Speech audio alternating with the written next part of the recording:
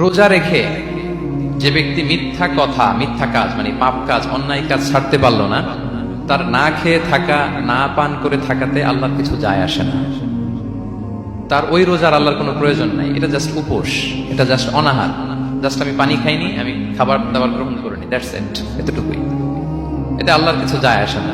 এটার কোনো সিগনিফিকেন্স আল্লাহ তাআলার কাছে নাই যে রোজাও রাখলো আবার মিথ্যাও বলে, রোজাও রাখলো আবার গীবত করতেছে, রোজাও রাখে অন্যের জন্য অকল্যাণ কামনা করে, রোজাও রাখে খারাপ কাজ করতেছে, নিষিদ্ধ কাজগুলো করতেছে।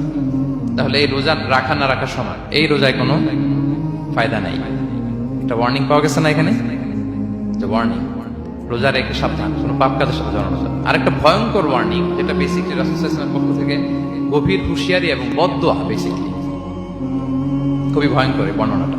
মুসনাদে বাজ্জারে হাদিসটা এসেছে, হাদিসটি হাসান পর্যায়ের হাদিস। জাবির ইবনে সামুরা রাদিয়াল্লাহু তাআলা আনহু বলেন, সাইদান নবী সাল্লাল্লাহু আলাইহি ওয়াসাল্লাম আল মিম্বার, রাসূল সাল্লাল্লাহু আলাইহি ওয়াসাল্লাম মসজিদে নববীর মিম্বারে আরোহণ করলেন। ফাকালা আমিন আমিন আমিন, তিনবার তিনি আমিন বললেন, আমিন আমিন আমিন।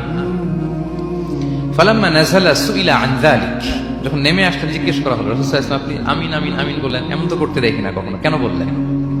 ফাকালা, রাসূল সাল্লাল্লাহু আলাইহি ওয়াসাল্লাম বললেন, আতানি জিবরিল, জিবরাইল একটু আগে আমার কাছে এসেছে, ওয়াকাল, এবং বলেছে, রহিমা আনফুমরিইন আদরাকা রমাদানা ফালাম ইউগফার লাহ, ওই ব্যক্তির ধ্বংস হোক যে রমাদান পেল কিন্তু নিজের জীবনের গুনাহ ক্ষমা করাতে পারল না।